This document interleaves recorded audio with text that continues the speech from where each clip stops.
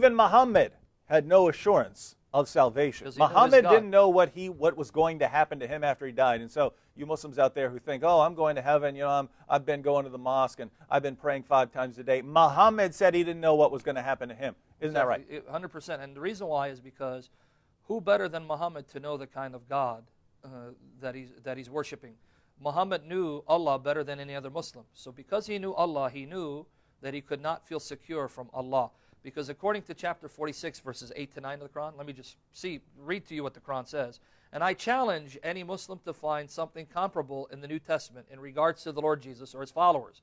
Show me anywhere in the New Testament where the blessed apostles of Christ said something similar to Muhammad, where Jesus, whom you think is a prophet, no more no less, said something similar to what I'm about to read to you from the mouth of Muhammad as recorded in the Quran.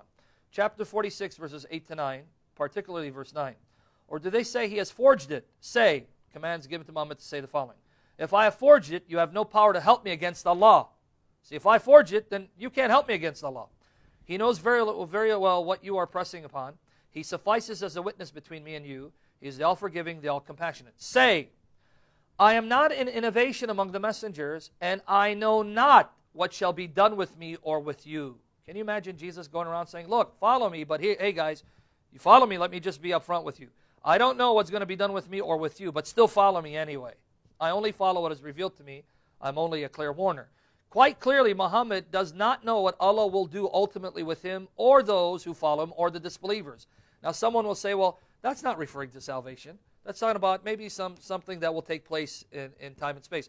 Muhammad doesn't know if tomorrow he's going to get shot by an arrow or he's going to fall off the steps and break his neck. That's what he's talking about. Well, let's see what Sahih Bukhari, Sahih Bukhari, volume 5, book 58, number 266 says.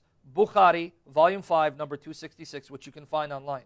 Narrated al-Ala, an Ansari woman who gave the Pledge of Allegiance to the Prophet, that the Ansar drew lots concerning the dwelling of the immigrants. Uthman bin Mazun was decided to dwell with them. Uthman fell ill, and I nursed him till he died, and we covered him with his clothes.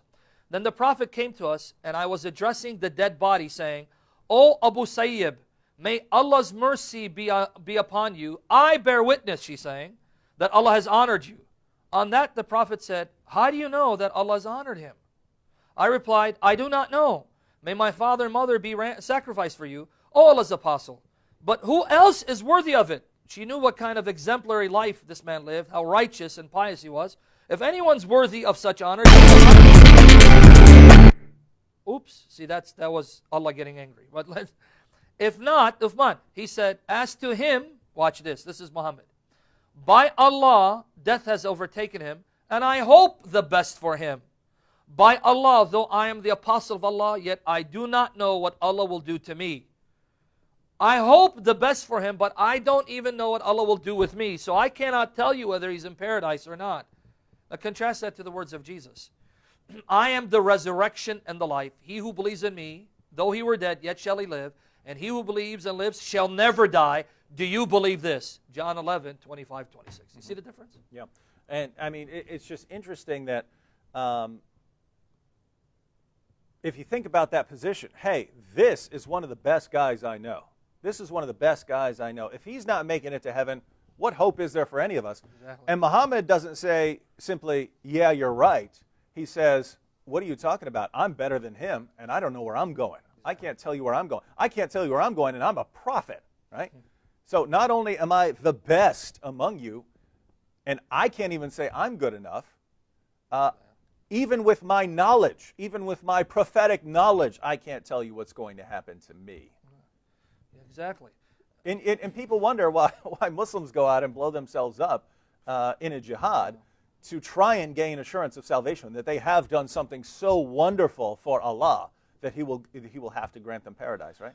Yeah, and in light of what you said, people having to blow themselves up in order to at least make it to paradise, because even then that's not guaranteed. Another proof that Muhammad is not saved, though we know from a biblical perspective he's not saved, but Islamically speaking, ask Muslims why do they pray for his peace every time they mention his name, because the Quran commands Muslims to pray for Muhammad, and you'll hear Muslims in Arabic saying sallallahu alayhi wasallam, which literally means the prayers and peace of Allah be upon him. Why are you asking for Allah's peace to be upon Muhammad if he's already in a state of peace? Do you pray for Paul, Christ's peace to be on Paul? Do you pray for Christ's peace to be on Peter? No. Or you know they're already in a state of peace. They're in perfect bliss, basking in the infinite love of God. Why are Muslims continually praying for the peace of Allah to be upon Muhammad if he's already in a state of peace? Because Muhammad taught them to do that, right? You got it. He did. All right.